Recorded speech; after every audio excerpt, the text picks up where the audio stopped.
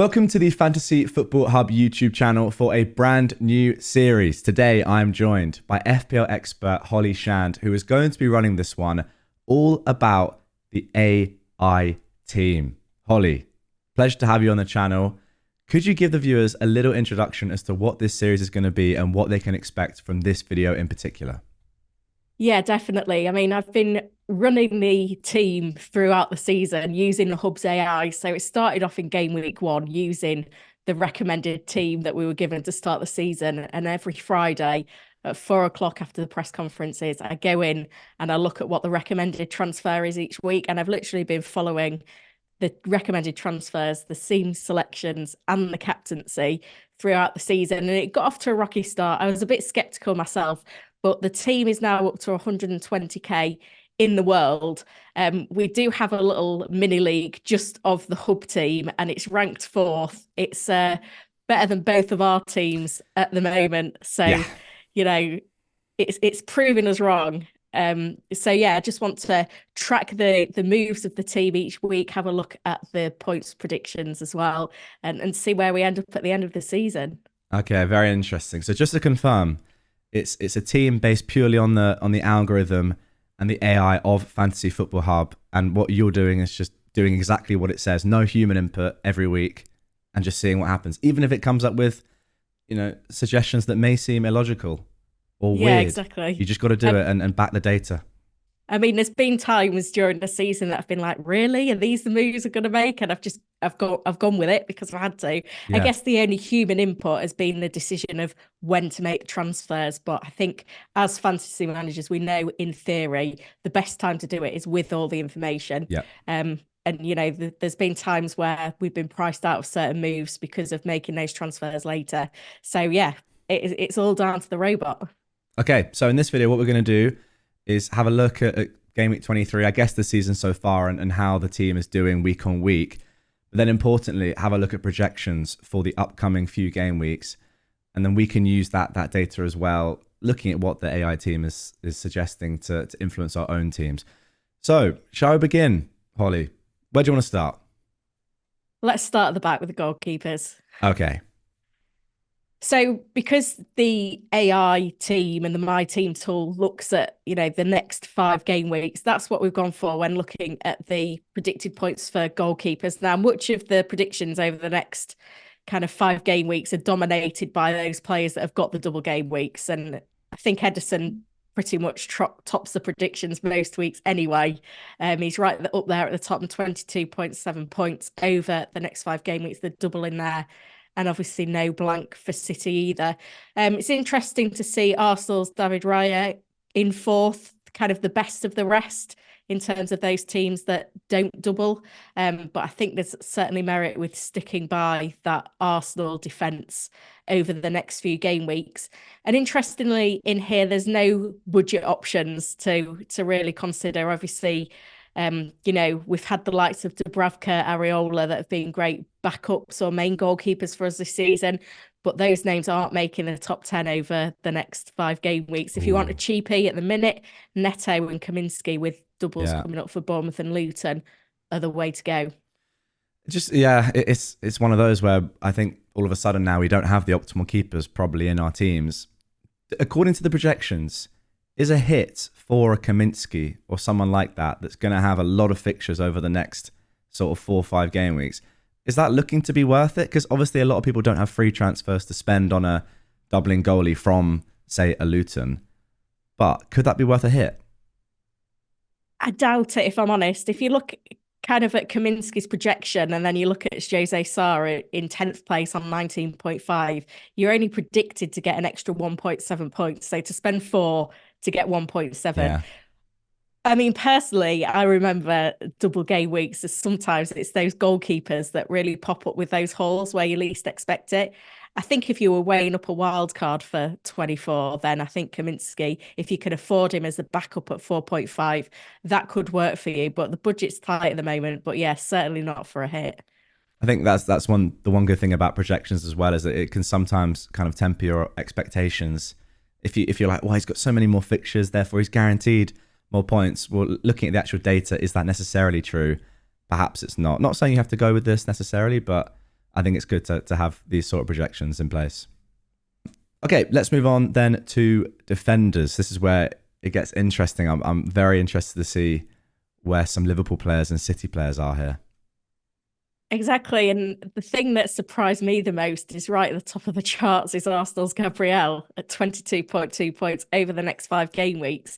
He's Wow. actually performing as well as those City players that have got an extra fixture. He's outperforming Trent as well on the predictions. So that goes to show you know, the Arsenal defenders at the moment, it's tempting to sell, free up funds to get to a City defender, for example, but maybe that's not the best strategy. I think if you want a City defender, it's Ake that's topping the predictions. And I feel like, as I know it's hard to say with the Pep side, but he seems to be pretty nailed on in that City defence. And he's probably the one that's got the most attacking potential, which is why we see him top. One thing to note as well, the Liverpool defenders, you've got, Van Dijk is 2.2 million cheaper than Trent, and there's only 1.5 points separating them on the predictions over the next 5 game weeks. We've seen Trent hasn't really played that many minutes since coming back from that injury that he had. He's playing more of the traditional fullback role again rather than inverting. And I'm not sure if he's worth that extra outlay right now. And the predictions are, backing that up as well. Yeah. I mean, obviously, just in a one-off isolated game where both are playing, you'd rather have Trent than Van Dijk. But if Trent's minutes aren't secured, and we know with Bradley's form and the fact that he's coming back from that injury still, they're not really, then yeah, I understand why Van Dijk is almost matching him there, as we know that he's going to play, of course, the vast majority of games. Okay, interesting stuff. How about budget teams? Yeah, so I mean, the big budget player on here just creeping into the top 10 is Luton's Alfie Doherty. Obviously, we've got two doubles and a blank, but at 4.6 million, he's cheap enough to bench in the blank. And it looks like Luton could have a fixture in the blank game week 29 as well. There's hope there as well. So he's a player that's been chipping in with the attacking returns over the last few weeks. He's kind of gone under the radar a little bit, and now he's on everyone's lips. But yeah, if you're wanting a slice of the Luton defence or you're wanting to free up funds in your defence, then he looks like the one to go for right now. Yeah, really interesting. I mean, the Gabriel one is interesting. Obviously, with the Chelsea victory over Aston Villa, less likely now that Arsenal will play in 29. It still could happen, by the way. It's not a foregone conclusion that Chelsea beat Leeds. Leeds are a good team. They're playing well. So it's that game, in my opinion, still could happen, I say, as a Chelsea fan. But yeah, I know teams are doubling, teams are blanking, but Gabriel is that one that will just sit there, play every game again. And Arsenal's defensive numbers are the best in the league. I think I'm right in saying. So it makes sense as to why he's at the top. Yeah, and he's a player that's kind of frustrated me through the course of the season, but he's been in the AI team and, continues to put in those performances. Okay, those are the defenders. Let's get on to midfielders. So when it comes to midfielders, obviously it's no surprise to see City assets doing well here. You've got De Bruyne and Foden making the top three. There's 5.3 points separating the pair. Obviously nearly 3 million price difference there. I think most managers will be trying to get both of these assets in, bearing in mind Ooh. the City double in 25 and Yeah. have a fixture in 26 as well. Saka's in there as well in the top three, 30.7 predicted points over the next 5 game weeks. The AI seems to love Arsenal assets, particularly Yeah. Gabriel and Saka. Saka had his doubters a few weeks ago, to be fair, though, and he's produced 3 goals in 4 games since. And the underlying numbers are there in terms of shots on goal and key passes. He's on pens as well. He's just got so many routes to points. And another player that is kind of in the position now that Saka was a few weeks ago is West Ham's Jared Bowen. 4 blanks, but he's fourth on 28.4 predicted points. We now know West Ham have a fixture in that blank game week 29 as well. So he certainly provides utility. I know he's been a frustrating hold for many, but, West Ham Yes. have got key players returning. Hopefully we'll see an upturn in his form as well. See, Bowen is one where I think you have him as well, don't you? Yeah. But for me, I think I'm going to sell him this week, despite this. I think that's where you have to use your own kind of logic as well. And it may well be the wrong move, but I don't know. I'm not as confident in him. I know he plays in 29, and yeah, he is the talisman of that team. I'm just not as confident in West Ham at the moment. So that move probably will backfire for me, and the AI, using just logic and data is probably going to be right. But what do you think? Are you tempted to sell Bowen, or are you gonna stick with him now? Yeah, it's a difficult one. It's one I'm weighing up. I mean, in my own team, I could do anything from rolling the free transfer to playing a wild card this week. I've Wow. still got a lot of planning to do. Um, Obviously, we've had news today that Gordon's likely to miss game week 24, which does kind of muddy the water a bit because I've got both of them. Yeah. I just feel like if you're buying a Liverpool midfielder with double game week 25 in mind, you might as well get them in this week for Burnley at home. And Bowen to Jota is a move I could afford, whereas Gordon to Jota I can't. Notably, Jota and Salah, fifth and sixth, Mm, both on 25.6 predicted points. Obviously, Jurgen Klopp's press conference on Friday is going to be crucial here in terms of knowing when Salah's likely to come back into the fold. Um, but yeah, I think Jota's the form man at Liverpool at the moment for those looking to invest. yeah. Absolutely. Okay. And then finally, for projections, let's have a look at the forwards for the upcoming few game weeks. Yeah, and it's good to have Haaland back, isn't it? I always find it ridiculous when I look at these numbers of just how far ahead of everyone It's else he comforting. It's is. comforting. We've got Yeah, him he's back. on 46 predicted points over the next 5 game weeks. Wow. Obviously, six fixtures in there for City. Yeah. So he's 11 points ahead of De Bruyne and he's 13 points ahead of the next best forward, which is just ridiculous. So if you Wow. haven't got Haaland back yet, obviously this is going to tell you you need him back. Tony and Solanke doing very well in the rankings. Obviously, some doubles in the schedule for those players as well. Tony's still a massive differential. I wonder whether we'll see kind of an increase in his ownership looking towards double game week 25. Um, he's certainly been delivering on the pitch since he returned, but I think most of the attention is going to go to City and Liverpool assets in that time. Um, and then Watkins is another player that, you know, a lot of managers have been thinking, do I keep him? Do I sell him? The AI team, there's been no question of selling Watkins in the recommended Okay. transfers for them. And, it's paid off. He's been back in form in recent weeks. Again, got that utility for blank game week 29, which should help him as well. So, I mean, there's lots to consider in there in terms of forwards. I think a lot of us move into 3-4-3 formations now to try and get in as many of these names as possible. And what are you thinking about Alvarez? Obviously, still there on the projected points, pretty high, but I don't know. Just Holland back in the team now, probably less effective. Alvarez is a bit deeper. Are his minutes as secured? I'm not necessarily sure, but the AI still fancies him. Yeah, the thing is that we've seen from Alvarez this season that he continues to get minutes. I think most managers were kind of in the opening game weeks of the season were waiting for him to be benched at some point, and it never happened, even though Haaland was an ever present. So I think he will continue to get minutes. We saw Pep going all out attack against Brentford, and maybe that's something that we'll continue to see in the coming games. So he's an interesting one. Obviously, he's a bit friendlier on the budget as well. But then you've also got the likes of Adebayo, 4.9 million, Yeah. all those doubles in the schedule for Luton now. He's jumped ahead of Morris, given his current form, even though Morris has got penalties. So he's another one to consider, especially if you are going 3-4-3. And Darwin Núñez is only ninth on this I was list, going to say, 24.6 predicted points. Underlying numbers, absolutely sensational.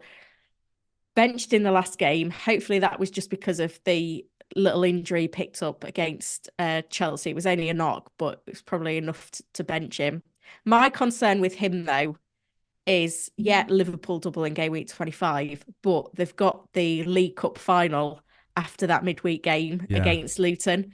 So is that a game he gets rested in? Because we know that he is liable to getting rested. We also know Salah's back.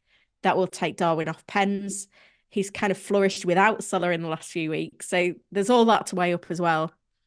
Yeah, I think to be fair, people aren't perhaps judging or giving enough credence to the importance of the League Cup final being on the day that it is, and that will mean rotation in that Luton game. I know it looks great, Luton at home, but surely there will be rotation. I mean, their first 11 is not going to play 90 minutes in those 3 games back to back to back. It seems unlikely. So yeah, I think that's perhaps what is showing up in the minutes here. Darwin seems to be flavour of the week. Everyone is saying, if you're going to get him now for the Burnley game, which I completely agree with. But yeah, it is a little concerning perhaps to see him as low on the list as he is. At least he's in there, but I would have thought that he would be perhaps higher than the more normal picks that we've seen throughout the season, the likes of Watkins, who don't have doubles. But I guess the blank in 26 is important as well. I think as well with Liverpool, obviously Klopp's last season with the club, like there's that added kind of motivation to win the League Cup final. But Liverpool have had a free midweek this week. They've also got a free midweek next week because they're already through to the Europa League round of 16. So then it's that 3 games in quick succession. It is a tough one to weigh up. Yeah. Okay, so those are some player projected points over the next 5 game weeks. Let's move on now to have a look at the AI team and have a look at its points from game week 23, just to give us an idea of how it's been looking, what the team is at as it stands, before then looking at the plans for game week 24 and the AI recommended transfers. Yeah, so it was a good week for the AI team in game week 23. 82 points meant a green arrow up to 120k. It's been as high as about 50k around Christmas time. I think it wasn't helped by the fact that Haaland was not really red flagged on the FPL website for long, which meant that holding Haaland kind of punished the team through that period, which has seen a little bit of drop off. Obviously didn't have to get him back in.